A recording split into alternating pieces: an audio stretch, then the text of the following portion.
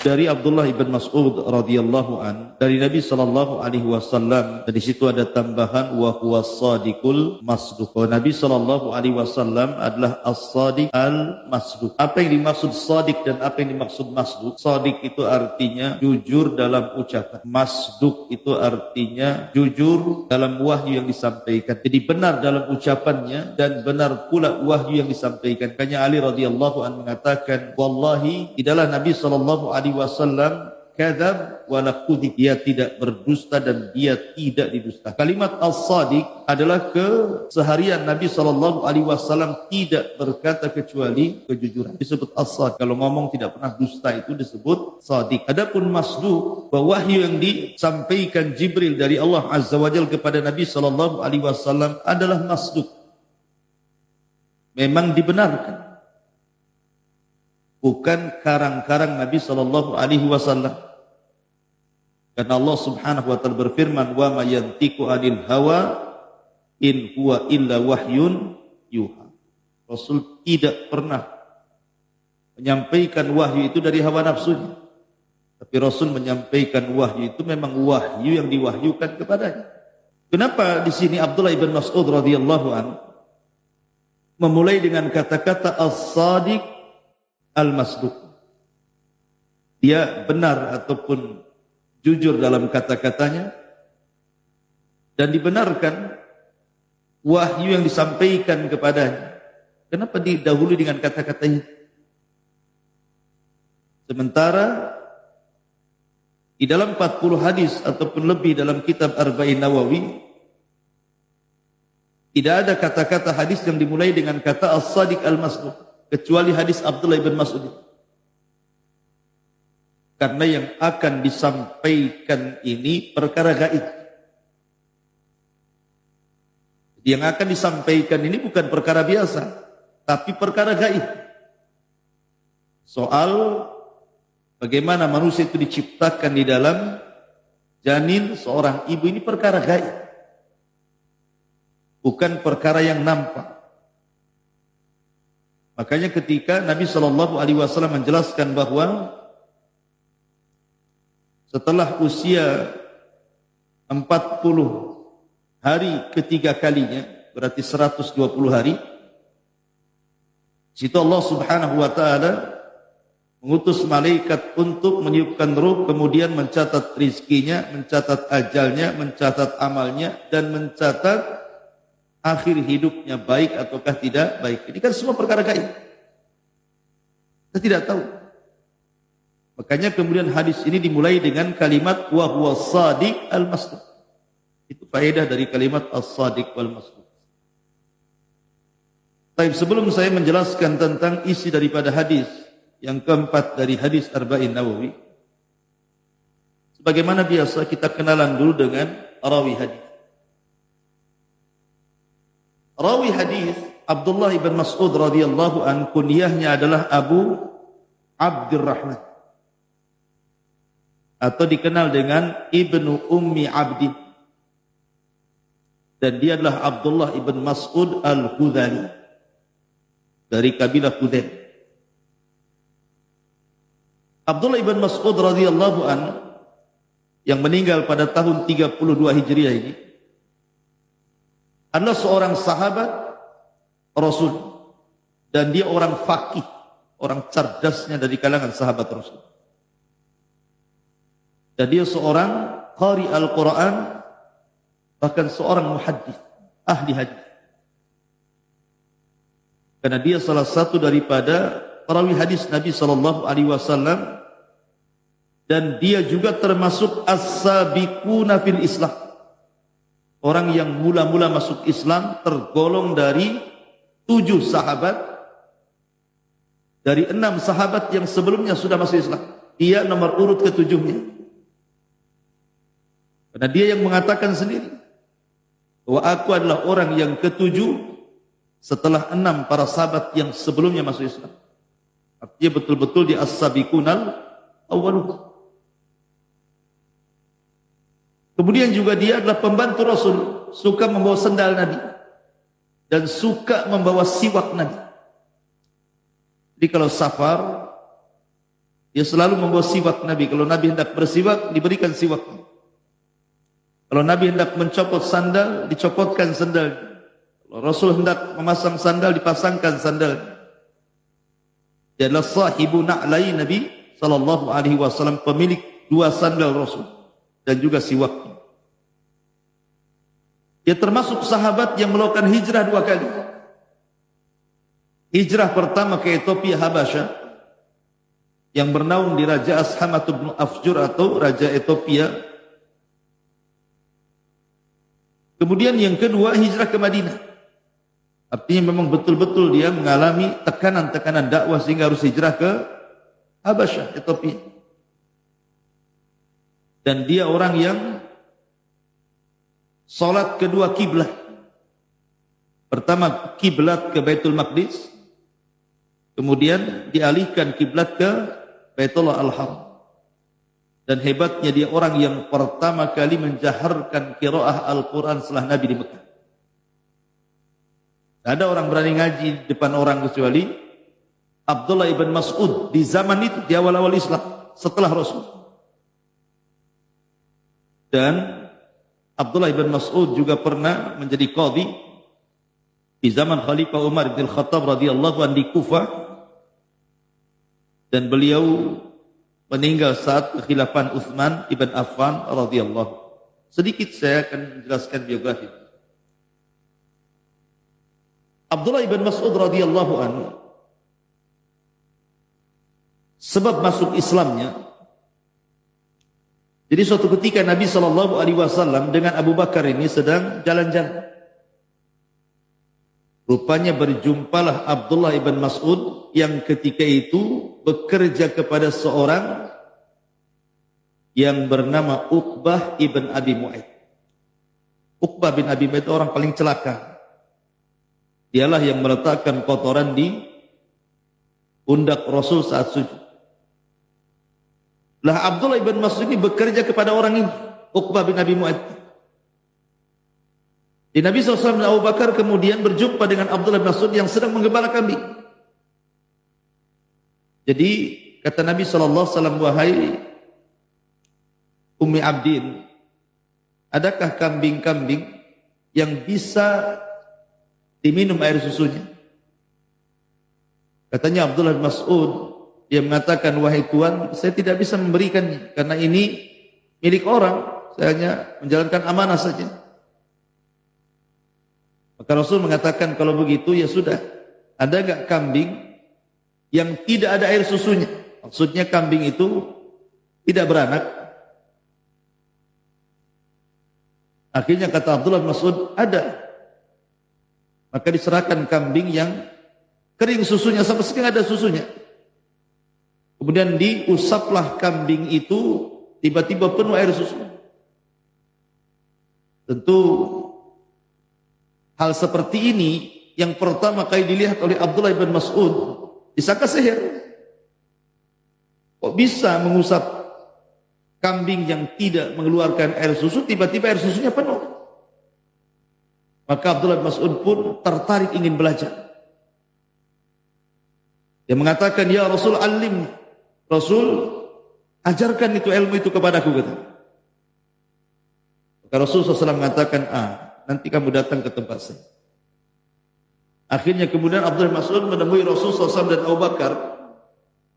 Setelah kemudian diajarkan tentang Islam, maka dia pun kemudian tertarik dan dapat hidayah masuk Islam. Dia pun bersyahadat di hadapan Nabi SAW, asyhadu an la ilaha illallah wa asyhadu anna Muhammadar Rasulullah. Ini sebab keislaman Abdullah ibn Mas'ud. Sampai-sampai sebab keislaman ini juga disebutkan hadisnya di dalam riwayat Bukhari. Kemudian Nabi SAW mengatakan, ya gulam, fa innaka mu'allam. Setelah Abdullah Mas'ud masuk Islam, kata Rasul apa? Fa innaka mu'allam. Engkau akan diajari Allah. Firasat Nabi SAW tidak mungkin meleset. Abdullah ibn Mas'ud menjadi orang cerdas. Dan termasuk orang cerdasnya para sahabat. Padahal dia seorang yang fakir, orangnya hitam, orangnya pendek, orangnya kurus, dan dia penggembala kambing, tetapi tidak menghalangi dia untuk menjadi seorang alim ulama sahabat. Dan Abdullah bin Mas'ud juga di zaman jahiliyah tidak pernah mendekati tempat-tempat maksiat. Tidak pernah usia dia di zaman itu yang suka khamar, suka zina, suka ini dan itu. Maka Abdullah bin Mas'ud hanya fokus menjaga kambing-kambing Uqbah bin Abi Mu'ayth. Khiyarukum fil jahiliyati khiyarukum fil Islam idza fuqihu, kata Rasul.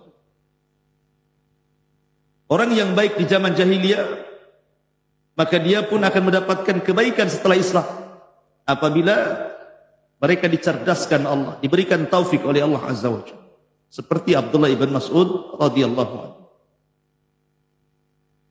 Abdullah ibn Mas'ud radhiyallahu anhu, Allah berikan anugerah setelah masuk Islam, maka dia punya perhatian dengan Al-Quran. Maka di permulaan Islam dia mampu menghafal 70 suratan fil Quran. 70 surat dalam Al-Quran yang ketika itu tidak ada sahabat yang sebutkin dia. Dan tidak ada sahabat yang berselisih tentang kemungkinannya, tentang kemantapan hafalannya. Dan tidak ada khilaf di antara sahabat tentang indah suaranya. Suaranya indah sekali. Sampai-sampai Nabi SAW mengatakan tentang Abdullah bin Mas'ud, ketika Rasul dan Abu Bakar, Umar pulang dari safar, kemudian lewati samping masjid seperti ini, Masjid Nabawi. Kemudian tiba-tiba Abdullah bin Mas'ud membaca Al-Quran. Terdengarlah dari luar oleh Rasul, Abu Bakar dan Umar. Rasul pun terdiam. Abu Bakar terdiam, Umar terdiam mendengarkan qiraahnya Abdullah bin Mas'ud. Selesai membaca Al-Quran, Abdullah bin Mas'ud tidak tahu kalau sedang didengarkan suaranya oleh Rasulullah. Maka Rasul mengatakan kepada Abu Bakar dan Umar, "Man arada an yasma'al Qur'ana ghaddan tariyan kama unzil falyaqra ala qiraati Ibnu Ummi Abdin." Rasul, siapa yang hendak mendengar bagaimana Al-Quran itu turun kepadaku, maksudnya dari Jibril. Kamu pengen tahu, wahai Abu Bakar, Umar, bagaimana suara Jibril ketika menurunkan wahyu kepadaku? Seolah-olah Rasul mengatakan seperti itu. Seperti suara dia.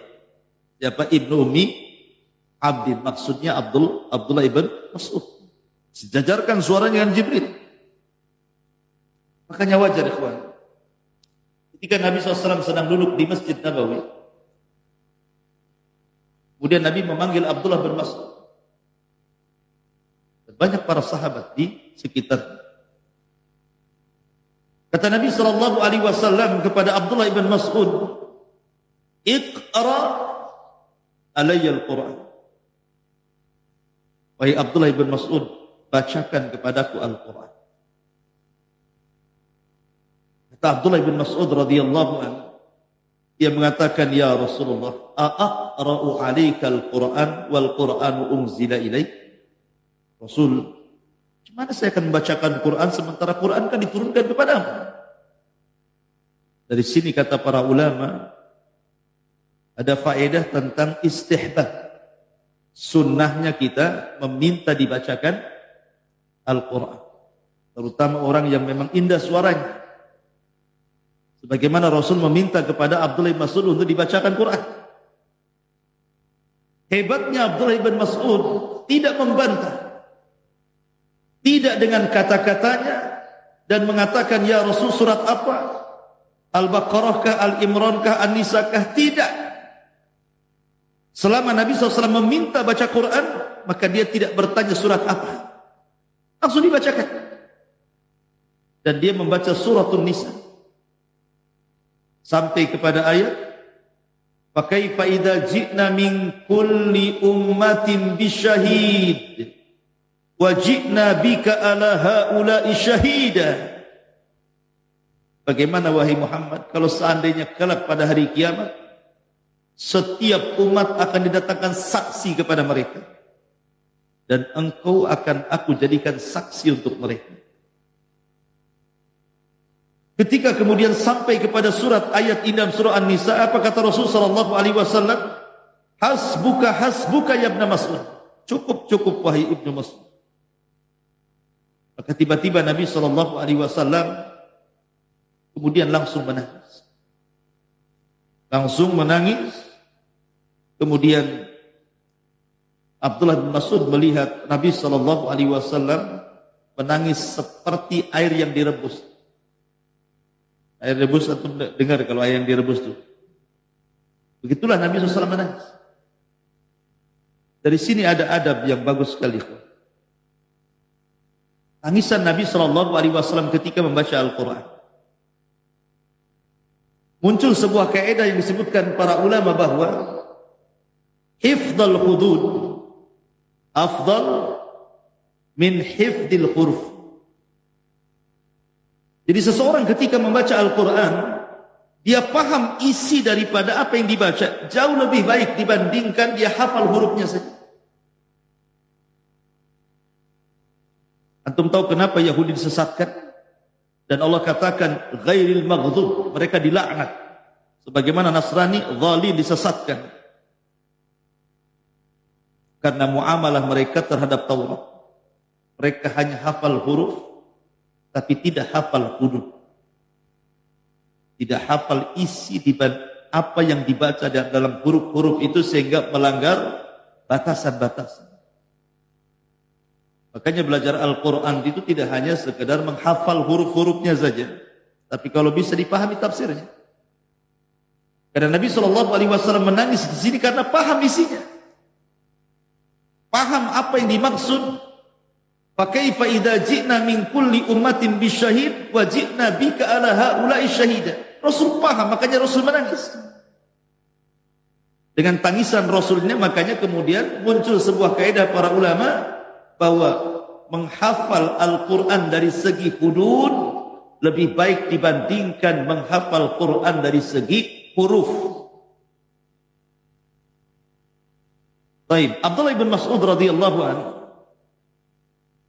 saking cintanya dengan Nabi sallallahu alaihi wasallam sampai-sampai dia dikategorikan dari sahabat-sahabat yang diberikan rekomendasi Nabi untuk diambil Quran. Rasul mengatakan iqra'ul Quran min arba'ah. Bacalah Al-Quran dari 4 orang.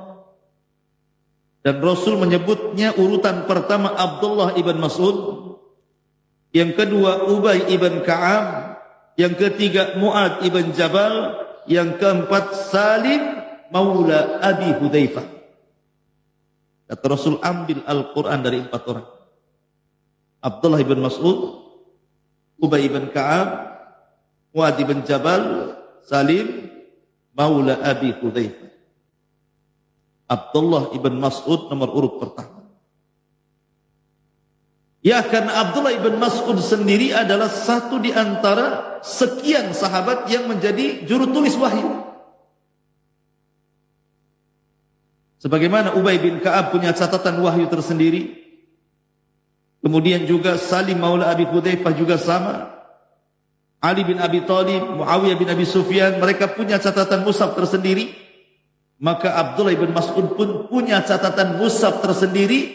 Bedanya dengan catatan mushaf yang lainnya, kalau yang lainnya hanya menulis sesuai dengan apa yang diturunkan kepada Rasul, ditulisnya umpamanya Al-Baqarah, ya ditulis Al-Baqarah, Al-Imran ya Al-Imran. Tapi kelebihan mushafnya Abdullah ibn Mas'ud dicantumkan dengan tafsir-tafsirnya. Makanya wajar kalau Abdullah ibn Mas'ud radhiyallahu anhu sebagaimana riwayat Masruq ibn Ajda', beliau Abdullah ibn Mas'ud mengatakan, wallahi alladzi la ilaha ghairu ma unzilat suratun min kitabillah illa ana a'lam aina unzilat wala unzilat ayatun min kitabillah illa ana a'lam fima unzilat walau a'lama ahada a'lam minni walau a'lamu ahadan a'lama minni fi kitabillahi azza wa jal tablughuhul ibilu la raqibtu ilaihi. Sampai dia mengatakan apa? Demi Allah, yang tidak ada Tuhan yang berhak disembah kecuali Dia. Tidaklah satu surat diturunkan dari Al-Quran kecuali aku turun, aku tahu di mana turunnya. Letak turunnya di mana aku tahu. Apakah dia Makkiyah atau Madaniyah? Dan tidaklah Al-Quran, satu ayat diturunkan dari Al-Quran kecuali aku tahu untuk siapa diturunkan Al-Quran itu. Jadi Abdullah bin Mas'ud tahu semua, di mana turun, untuk siapa turun, dalam masalah apa turun, dalam kasus apa turun, dia semua tahu. Sampai-sampai dia mengatakan, kalaulah saya mengetahui a'lamu ahadan, satu orang dari sahabat Rasul yang lebih paham dari aku mungkin dalam beberapa surat atau ayat, dan itu bisa ditempuh dengan mengendarai unta, la raqibtu ilai, aku pun akan datang kepadanya. Artinya apa? Pengen belajar gitu. Kalau ada orang yang lebih alim, aku datang kepada dia. Tapi sahabat paham, tidak ada orang yang lebih alim dalam Al-Quran kecuali Abdullah bin Mas'ud. Makanya wajar kalau umpamanya Umar sangat mencintai Abdullah bin Mas'ud, jadikan qadhi di zamannya di Kufah, dan dijadikan rujukan oleh Utsman bin Affan di kekhilafahan. Ma'asyiral muslimin yang dimuliakan Allah Azza wa Jalla, Abdullah bin Mas'ud sekali lagi nasabnya adalah, dia adalah Abu Abdurrahman Abdullah ibn Mas'ud radhiyallahu an, dan asal kabilahnya adalah Bani Sa'ad ibn Khudain. Asal kabilahnya adalah Sa'ad ibn Khudain, Bani Sa'ad ibn Khudain. Dan dia kabilah yang ada yang ma'ruf di kota Mekah. Abdullah bin Mas'ud memang hidup di lingkungan keluarga yang luar biasa. Karena dia tidak pernah maksiat di zaman itu. Walaupun dia seorang penggembala kambing, tapi dia tidak mengikuti ajakan-ajakan kawan-kawannya. Dan dia pun menikah dengan seorang yang bernama Hafidah Abdi, Hafidatu cucu daripada min Hafidati Abdi ibn al-Harith. Oh, namanya Hafidah Abdi ibn al-Harith. Jadi ikhwatul fillah muliakan Allah Azza wa Jalla, ketika dia masuk Islam, Abdullah bin Mas'ud itu kan sering keluar masuk rumah Nabi, baik di Mekah atau di Madinah. Sampai-sampai Abu Musa al-Ash'ari radhiyallahu anhu menyangka bahwa Abdullah bin Mas'ud itu keluarga Nabi. Karena sering keluar masuk kan. Jangan-jangan dia adalah keluarga Nabi gitu ya. Jadi orang enggak berani kepada Abdullah bin Mas'ud itu. Ya wajar, dia adalah orang yang awal-awal masuk Islam bersama ibunya. Kemudian dia bermulazamah dengan mulazamah tammah, betul-betul sempurna mulazamah. Tidak pernah meninggalkan Nabi baik ketika safar atau ketika mukim. Bahkan setiap peristiwa dia hadir di situ.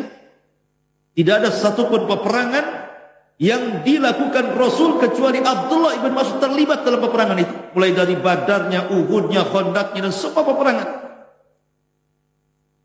Dan Abdullah ibn Mas'ud sangat dicintai Rasul.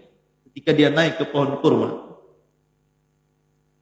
ada angin, kemudian tersingkaplah pakaiannya. Betisnya itu nampak seolah-olah daging membalut tulang saja, saking kecilnya, kurus krempeng. Tapi walaupun kurus krempeng, dia punya tenaga kuat. Sehingga sahabat mempertawakan Abdullah bin Mas'ud. Dan Nabi SAW mengatakan, la tadhaku, jangan kalian tertawakan betisnya Abdullah bin Mas'ud.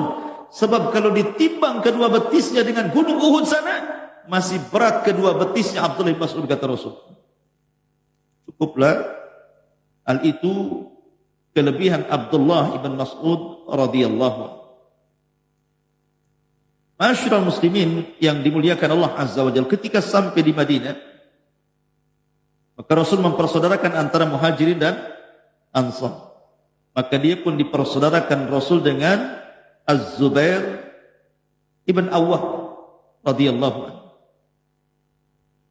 Ma'asyiral muslimin yang dimuliakan Allah Subhanahu wa taala, dan Abdullah bin Mas'ud sekali lagi perkataannya dalam tafsir sangat diperhitungkan sama dengan tafsirnya siapa? Abdullah ibn Abbas radhiyallahu anhu. Dan riwayatnya, maksudnya dari segi hadis, banyak dicantumkan dalam kitab Sahihaini, Sahih Bukhari dan Sahih Muslim, baik yang disepakati keduanya ataupun yang disendirikan oleh Bukhari dan Muslim. Intinya bahwa dia seorang mufassir, dia seorang qari, dia seorang muhaddis, dia seorang faqih, banyak gelar kepada Abdullah Mas'ud. Belum lagi akhlaknya, orangnya qanaah, orangnya zuhud, syuja', pemberani, mujahid, seorang ahli jihad, dan begitu seterusnya. Tapi kita masuk pada penjelasan hadis tentang bicara tentang pengumpulan janin dalam perut ibu ini, mulai dari segumpal mani sampai menjadi orang. Sebenarnya juga hadis ini sesuai dengan firman Allah Azza wa Jalla dalam surah Al-Mu'minun.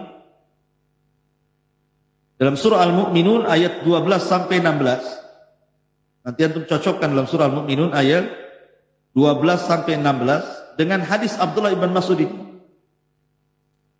Begitu juga surat Al-Hajj ayat 5. Saya bacakan suratnya dulu, kita masuk ke dalam hadis nanti. Allah mengatakan, walaqad khalaqnal insana min sulalatin min tin, thumma ja'alnahu nutfatan fi qararin makin, thumma khalaqnan nutfata 'alaqatan, fa khalaqnal 'alaqata mudghatan, fa khalaqnal mudghata idhaman, fa kassawnal idhama lahma, thumma ansha'nahu khalqan akhar, fatabarakallahu ahsanal khaliqin. Dan sesungguhnya kami telah menciptakan manusia dari saripati, dari tanah. Kemudian kami jadikan nutfah dalam tempat yang kokoh dalam rahim itu. Kemudian nutfah maksudnya air mani itu kami jadikan segumpal darah. Mani dulu baru jadi darah. Lalu segumpal darah itu kami jadikan segumpal daging. Kemudian dari segumpal daging ini kami balutkan tulang. Lalu tulang belulang itu kami bungkus dengan daging, kemudian kami jadikan dia makhluk yang berbentuk lain. Maha suci Allah, pencipta yang paling baik. Ini dalam surah Al-Mu'minun 12 sampai 16. Dalam surah Al-Hajj Allah mengatakan, ya ayyuhan nas in kuntum fi raibin minal ba'thi fa inna khalaqnakum min turabin thumma min nutfatin thumma min alaqatin thumma min mudghatin mukhallaqatin wa ghairi mukhallaqatin linubayyina lakum wa nukirru fil arham ma nasha'u ila ajalin musamma thumma nukhrijukum tifla litablugu asyuddakum wa minkum man yutawaffa wa minkum man yuraddu ila ardhalil umuri likai la ya'lam min ba'di ilmi syai'an wa taral arda hamidatan fa idza anzalna 'alaiha al-ma'a ihtazzat wa rabbat wa ambatat min kulli zawjin bahij. Hai manusia, jika kamu dalam keraguan tentang hari kebangkitan, maksudnya alam kubur, maka ketahuilah sesungguhnya kami telah menjadikan kamu dari tanah, maksudnya Adam. Kemudian dari setetes mani, maksudnya turunannya. Kemudian dari segumpal darah. Kemudian dari segumpal daging yang sempurna kejadiannya. Dan yang tidak sempurna, agar kami jelaskan kepada kamu dan kami tetapkan dalam rahim apa yang kamu kehendaki sampailah kepada kedewasaan. Sampai waktu yang sudah ditentukan. Kemudian kami keluarkan kamu sebagai bayi, kemudian dengan berangsur-angsur kami jadi dewasa, dan di antara kamu ada yang diwafatkan cepat, dan ada pula di antara kamu yang dipanjangkan umurnya sampai pikun. Supaya dia tidak mengetahui lagi sesuatu apapun yang dahulunya telah diketahui. Dan kamu lihat bumi ini kering, kemudian apabila telah kami turunkan air di atasnya, hiduplah bumi dan suburlah bumi dan menumbuhkan berbagai macam tumbuh-tumbuhan yang indah. Baik. Ini Quran ayat 5 dari surah Al-Hajj dan Al-Mu'minun 12-16. Kita cocokkan dengan hadis Nabi SAW, hadis Abdullah bin Mas'ud. Inna ahadakum, sesungguhnya salah seorang di antara kalian, yujma' khalquhu, dikumpulkan penciptaannya, fi batni ummihi, di perut ibunya, arba'ina yawman nutfah, 40 hari menjadi segumpal mani. Nutfah itu artinya mani. Tentu proses terciptanya manusia itu karena berjumpanya sperma laki-laki dan perempuan, kan itu. Baru kemudian membuahi dan disebut nutfah. Diletakkan di rahim seorang wanita. Nah, selama 40 hari menjadi segumpal air mani itu, thumma yakunu 'alaqatan mithla dzalik. Kemudian baru berubah menjadi segumpal darah. Kemudian dari segumpal darah itu kemudian thumma yakunu mudghatan mithla dzalik. Maka menjadi segumpal daging, segumpal mani 40 hari, berubah segumpal darah 40 hari berikutnya, berubah segumpal daging 40 hari berikutnya. Jadi nampak bentuk manusia itu selama 120 hari. 40 jadi 120 hari baru nampak tuh. Di situ Allah balut daging dengan tulang. Dari sini baru manusia mengetahui mana laki-laki, mana perempuan. Ketika seseorang mengetahui mana laki-laki, mana perempuan, seperti dokter-dokter kandungan itu kan ada USG. Nampak ya laki-laki perempuan. Lah ini bukan perkara gaib. Mengetahui ini laki-laki, ini perempuan, ini bukan perkara gaib. Tetapi ini pun ketahuannya setelah 120 hari. Kalau sebelum 120 hari semua gaib, nggak ada yang tahu. Ini laki-laki, ini perempuan, ini segumpal mani, mana tahu ini laki-laki, ini perempuan? Segumpal darah, mana tahu ini laki-laki, perempuan? Baru setelah dibalut daging dan tulang, setelah 120 hari, baru ketahuan laki-laki, perempuan. Berarti 120 hari sebelumnya perkara gaib. Tidak ada yang tahu. Tetapi hanya sebatas itu saja mengetahui laki-laki dan perempuan. Apakah bayi ini nanti akan pendek, akan panjang, akan tinggi, akan rendah, akan pesek, akan mancung, akan sipit, akan besar kepalanya, akan kecil kepalanya, akan belok matanya, itu perkara gaib. Tak tahu. Cuma nampak ini laki-laki. Itu saja. Adapun setelah brojol dia jadi tinggi, jadi rendah, tidak tahu, mana yang tahu. Nggak ada ceritanya dokter kandungan. Belum dipesek nih Pak. Dari mana tahunya pesek? Ini pendek nanti ini kayak. Ini kayaknya hitam. Ini kayaknya hitam putih. Mana ada yang tahu? Ini sebatas mengetahui laki-laki perempuan. Makanya apalagi sebelum 140 hari. Cuman yang jadi khilaf para ulama itu, kapan ditiupkan ruh? Ada yang mengatakan bahwa ditiupkan ruh itu kurang daripada 120 hari. Ada yang mengatakan di bawah itu, ada yang mengatakan di 40 hari pertama. Ditiupkan ruh. Alasannya karena ada kalimat misla dzalik. Memang kalau kita melihat pergerakan bayi itu kan biasanya di 40 hari pertama itu kan sudah bergerak. Janin itu sudah bergerak, artinya ada nafasnya. Apakah yang dimaksud nafas itu ruh yang letakkan oleh malaikat, ataukah lain, atau hanya gerak-gerak gitu saja untuk menunjukkan bahwa dia hidup. Nah, ini jadi khilaf para ulama, kapan ditiupkan ruh? Apakah di bawah 120 hari? Karena memang secara tajribah, secara pengalaman gitu ya di lapangan, memang bayi itu baru sebulan saja biasanya sudah ada pergerakan gitu ya. Tapi apakah pergerakan itu maknanya ditiupkan ruh atau tidak? Itu jadi khilaf. Walaupun pendapat yang kuat, ditiupkan ruh itu setelah 3 kali 40. Karena di sini kalimatnya arba'ina misla dzalik, arba'ina misla dzalik kan itu. Arba'ina yauman misla dzalik, arba'ina yauman misla dzalik, arba'ina yauman misla dzalik.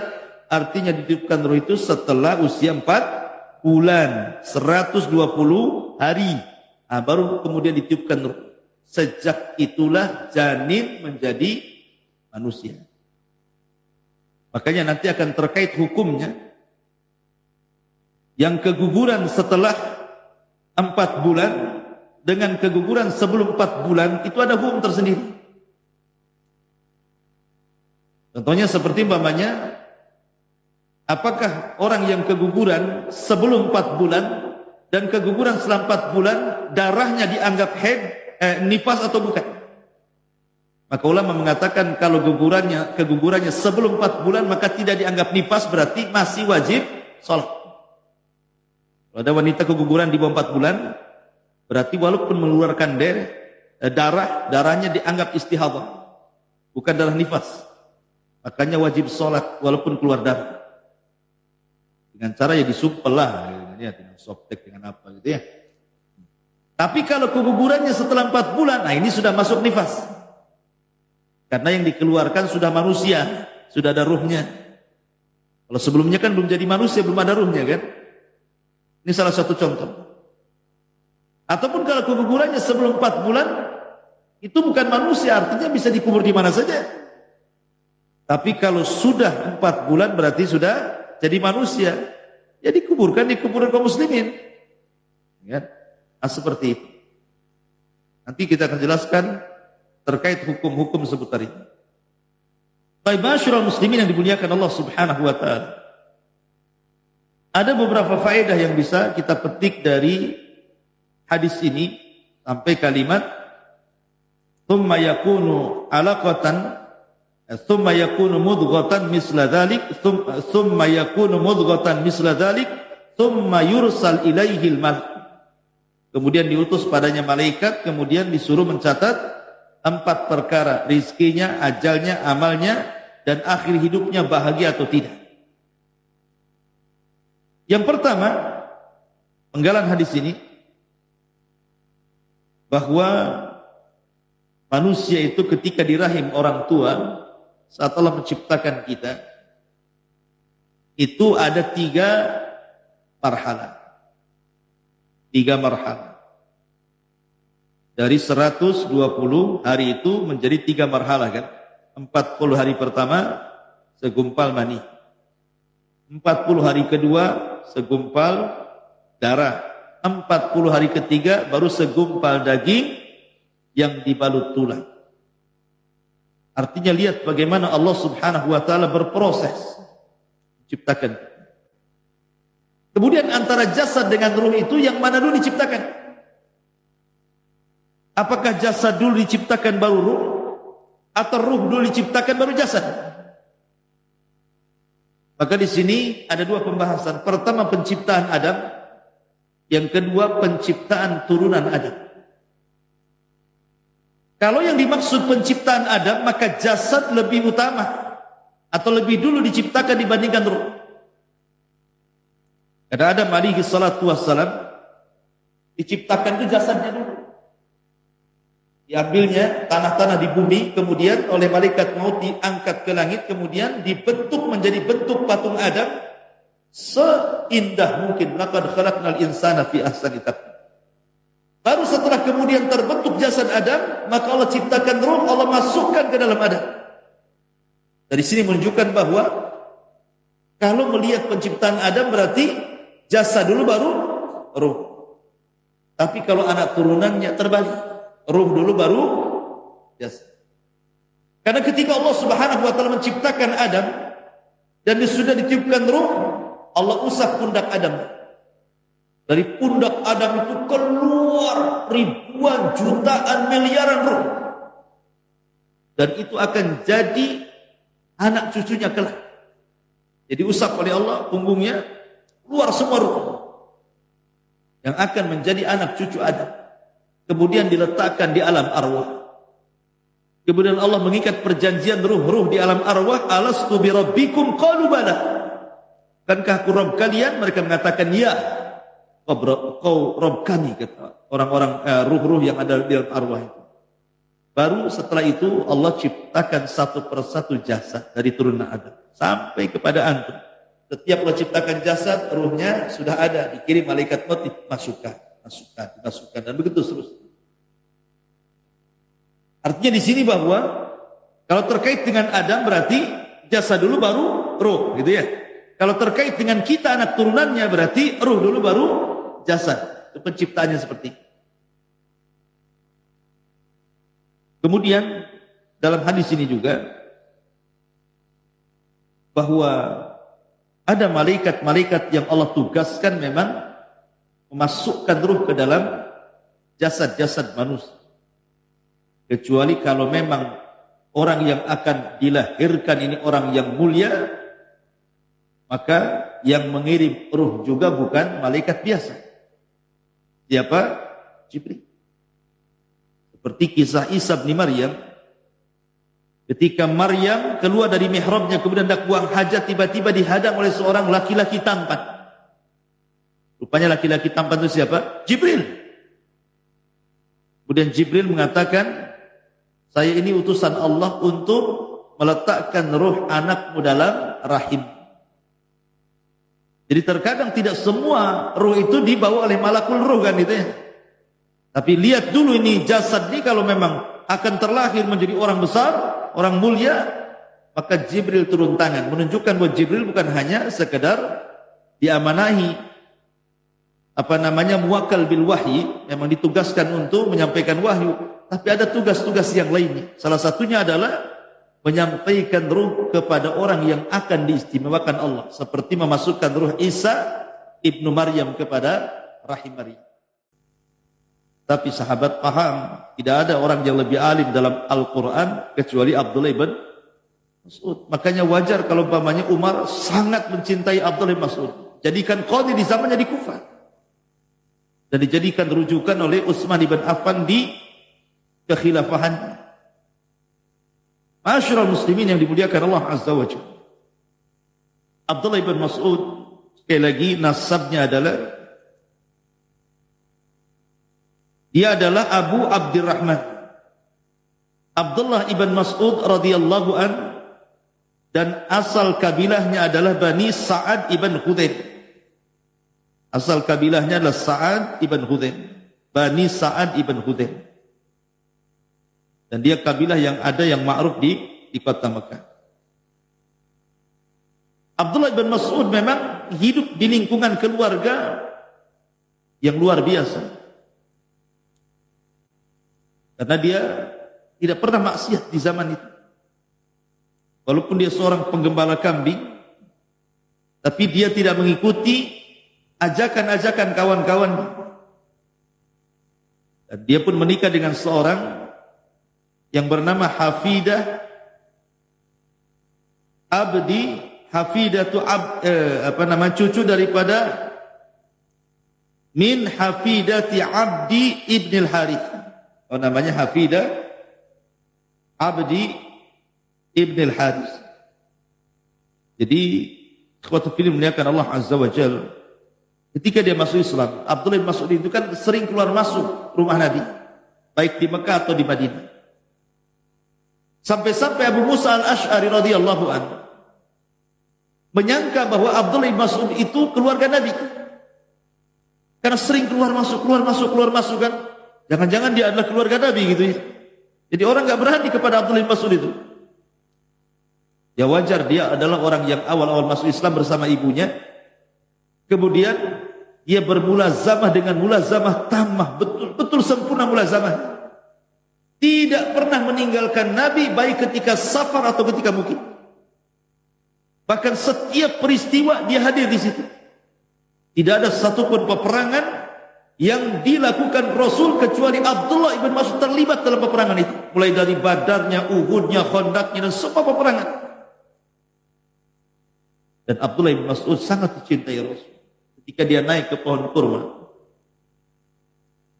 ada angin, kemudian tersingkaplah pakaiannya. Betisnya itu nampak seolah-olah daging membalut tulang saja, saking kecilnya, kurus krempeng. Tapi walaupun kurus krempeng, dia punya tenaga kuat. Sehingga sahabat mempertawakan Abdullah bin Mas'ud. Dan Nabi SAW mengatakan, la tadhaku, jangan kalian tertawakan betisnya Abdullah bin Mas'ud. Sebab kalau ditimbang kedua betisnya dengan gunung Uhud sana, masih berat kedua betisnya Abdullah bin Mas'ud, kata Rasul. Cukuplah hal itu kelebihan Abdullah ibn Mas'ud radhiyallahu anhu. Masyarul muslimin yang dimuliakan Allah Azza wa Jalla, ketika sampai di Madinah, maka Rasul mempersaudarakan antara Muhajirin dan Ansar. Maka dia pun dipersaudarakan Rasul dengan Az-Zubair ibn Awwam radhiyallahu anhu. Masyarul muslimin yang dimuliakan Allah Subhanahu wa taala, dan Abdullah bin Mas'ud sekali lagi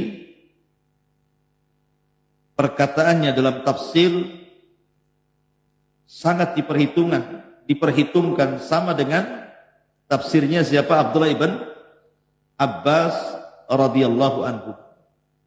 Dan riwayatnya, maksudnya dari segi hadis, banyak dicantumkan dalam kitab Sahihaini, Sahih Bukhari dan Sahih Muslim, baik yang disepakati keduanya ataupun yang disendirikan oleh Bukhari dan Muslim.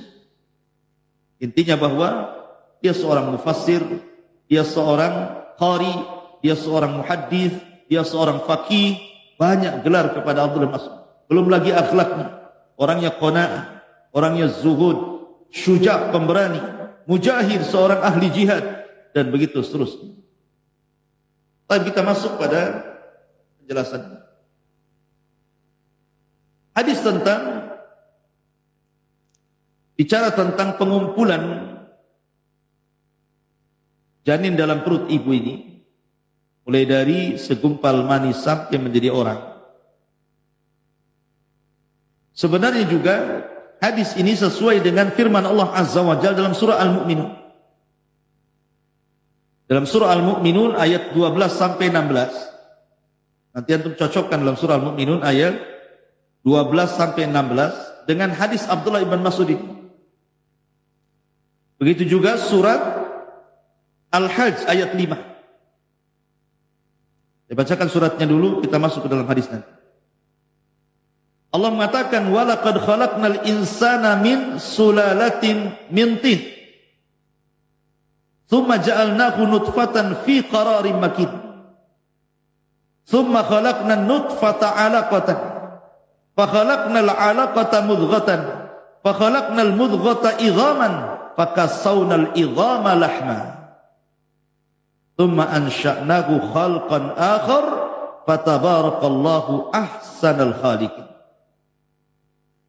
Dan sesungguhnya kami telah menciptakan manusia dari saripati, dari tanah. Kemudian kami jadikan nutfah dalam tempat yang kokoh dalam rahim itu.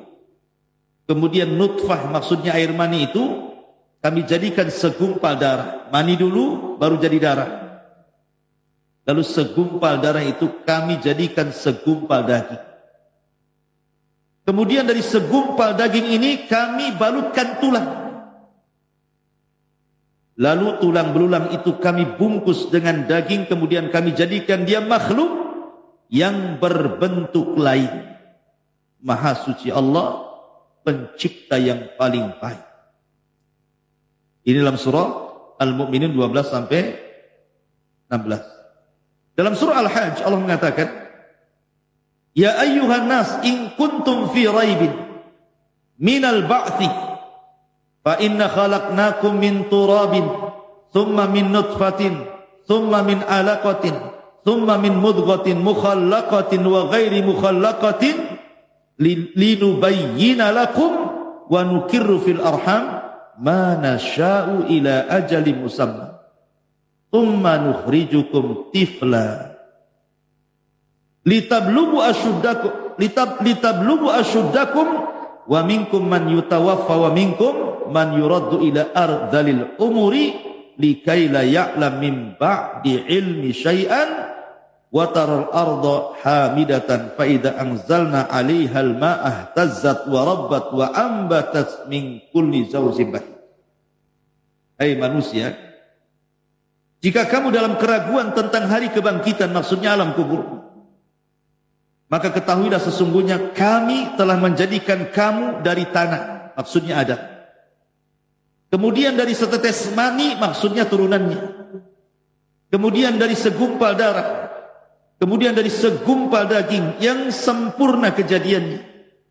Dan yang tidak sempurna, agar kami jelaskan kepada kamu dan kami tetapkan dalam rahim apa yang kamu kehendaki sampailah kepada kedewasaan.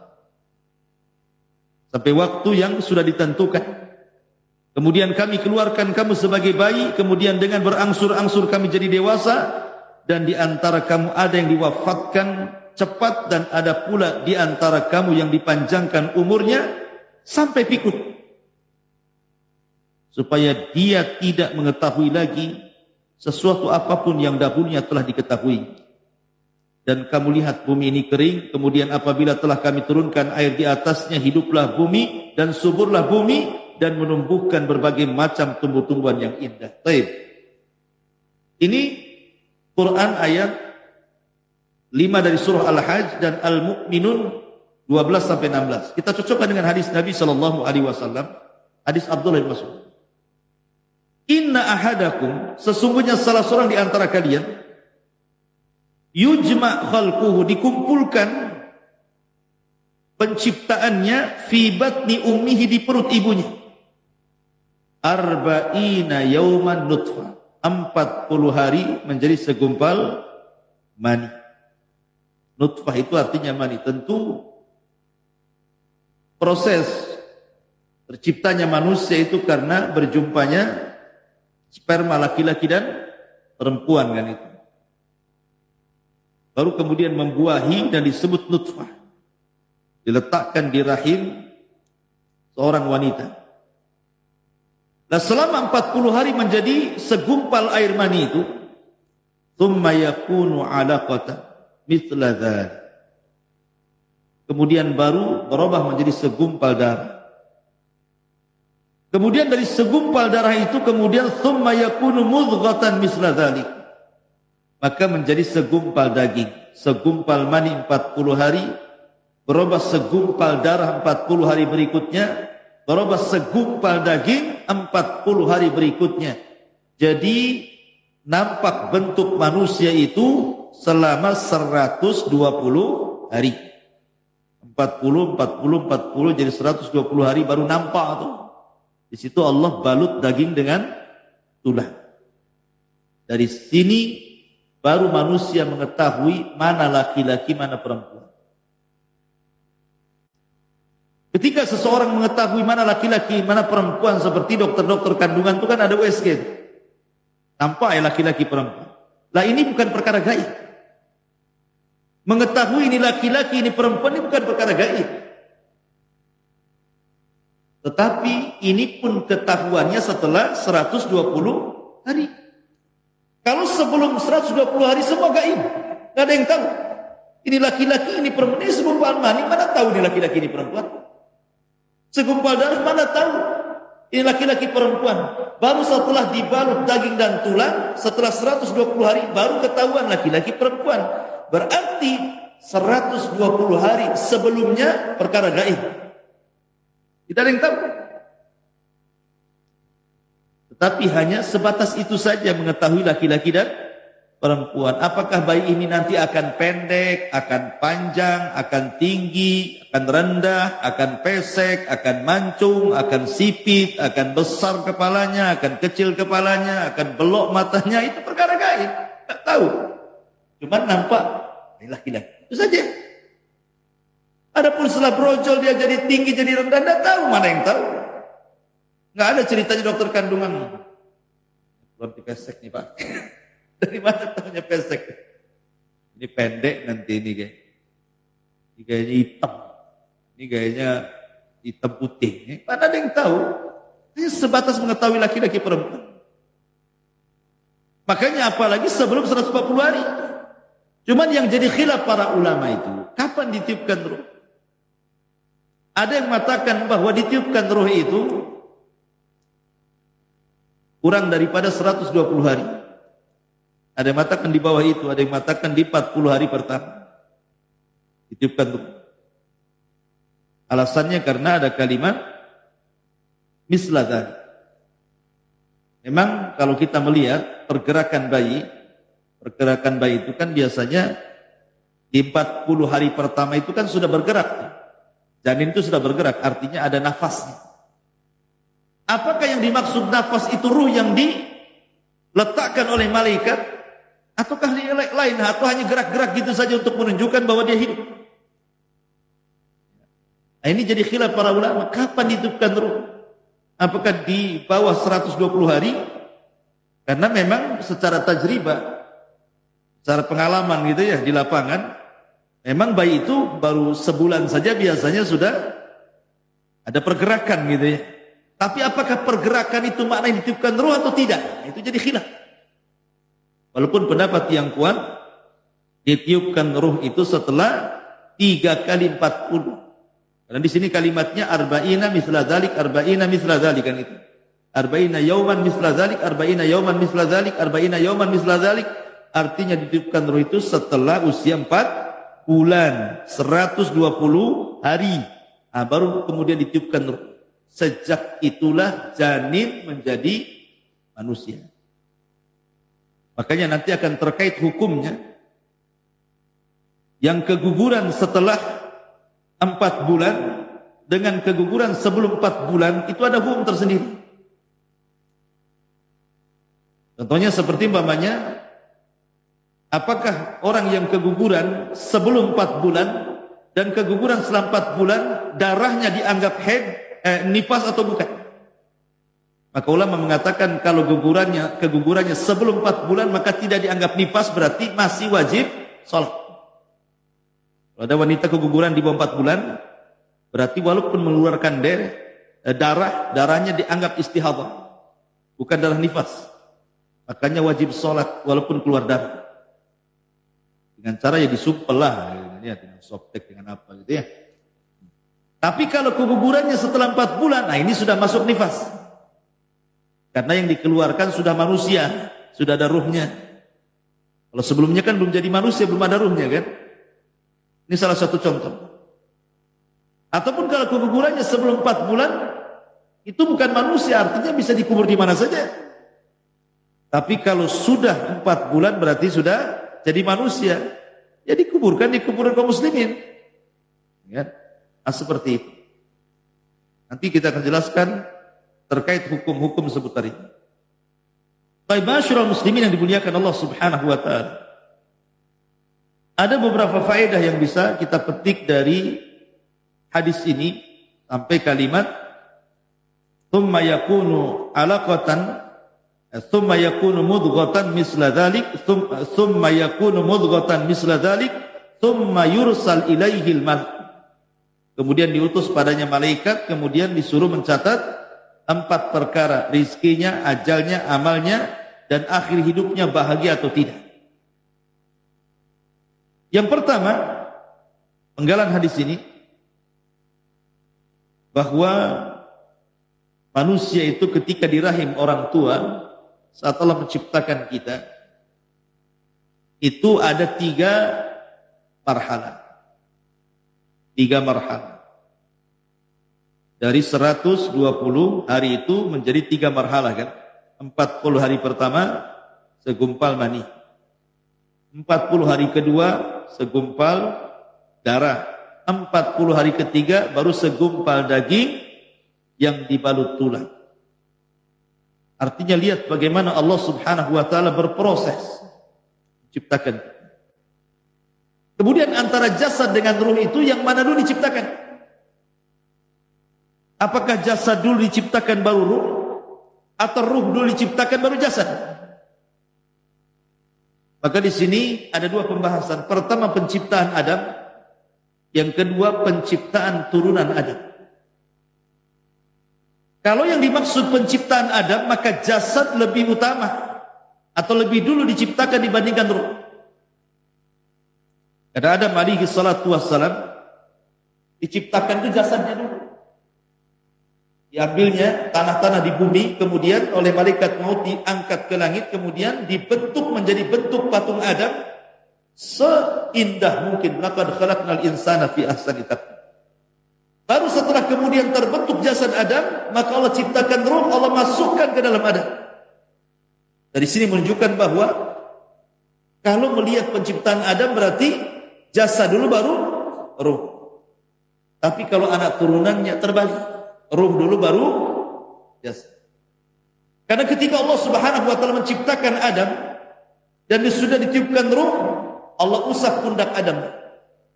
Dari pundak Adam itu keluar ribuan, jutaan, miliaran ruh. Dan itu akan jadi anak cucunya kelak. Jadi usap oleh Allah punggungnya, keluar semua ruh yang akan menjadi anak cucu Adam. Kemudian diletakkan di alam arwah.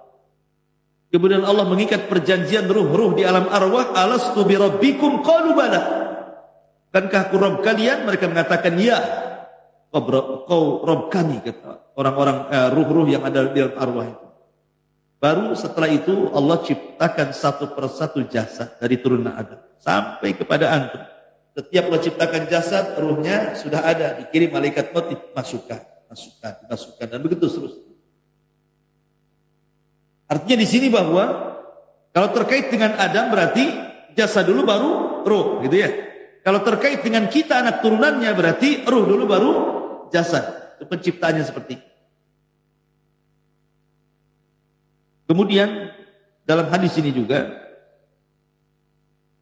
bahwa ada malaikat-malaikat yang Allah tugaskan memang memasukkan ruh ke dalam jasad-jasad manusia.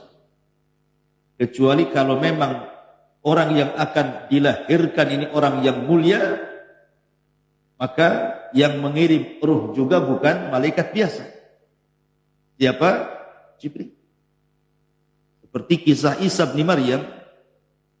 Ketika Maryam keluar dari mihrabnya kemudian hendak buang hajat, tiba-tiba dihadang oleh seorang laki-laki tampan.